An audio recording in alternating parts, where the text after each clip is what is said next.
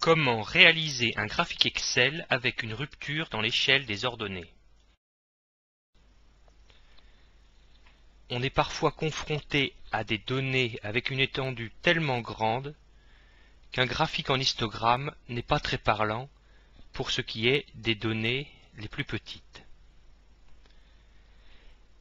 Il existe bien une solution consistant à utiliser une échelle logarithmique pour les ordonnées,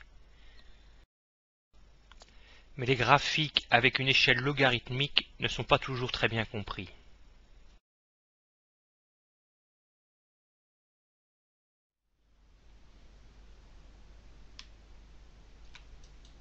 Je propose une autre solution qui nécessite pas mal de bricolage. Pour cela, il faut d'abord modifier les données de base.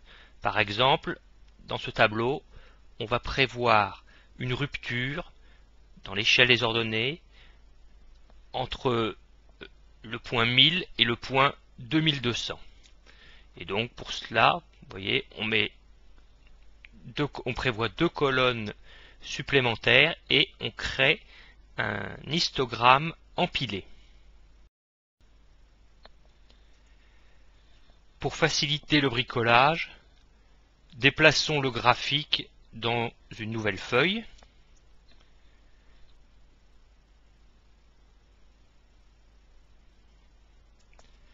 L'échelle des ordonnées est bien sûr fausse. On va donc la supprimer.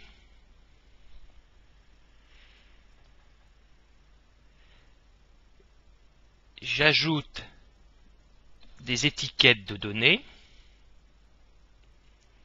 qui faciliteront la lecture du graphique.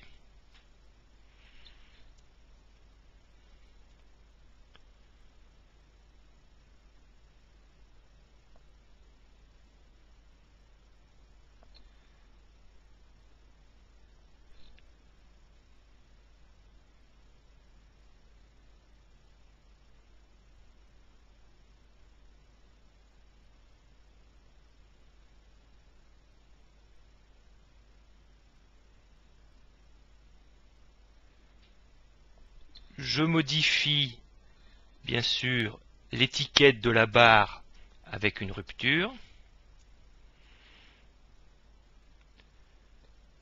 Je rétablis le nombre initial, 2403.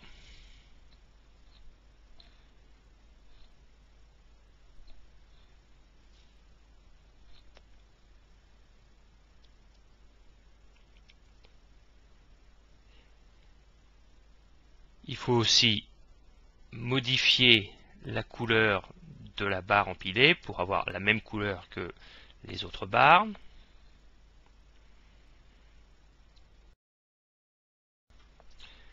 On va maintenant dessiner une nouvelle échelle des ordonnées pour que le graphique soit lisible.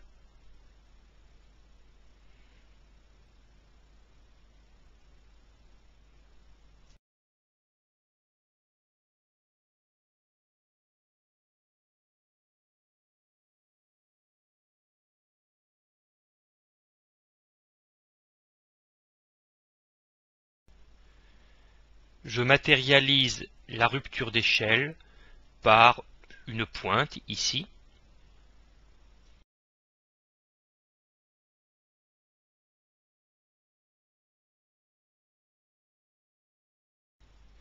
Et j'ajoute également une forme, ici j'ai choisi une étoile, que je vais colorer en blanc pour qu'en fait elle ne se voit pas, et qui matérialisera encore mieux la rupture d'échelle.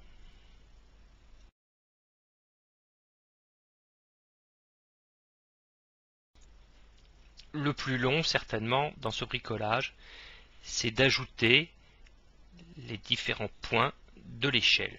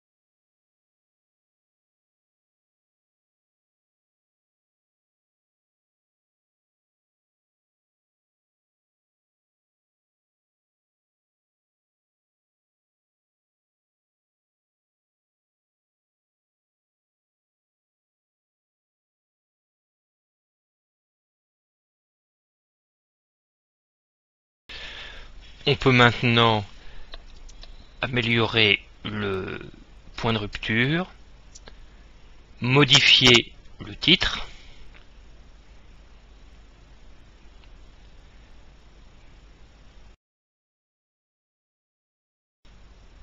mais il ne faut surtout pas modifier le graphique en ajoutant des titres d'axe par exemple, parce qu'on voit qu'à ce moment-là, l'échelle est complètement fausse.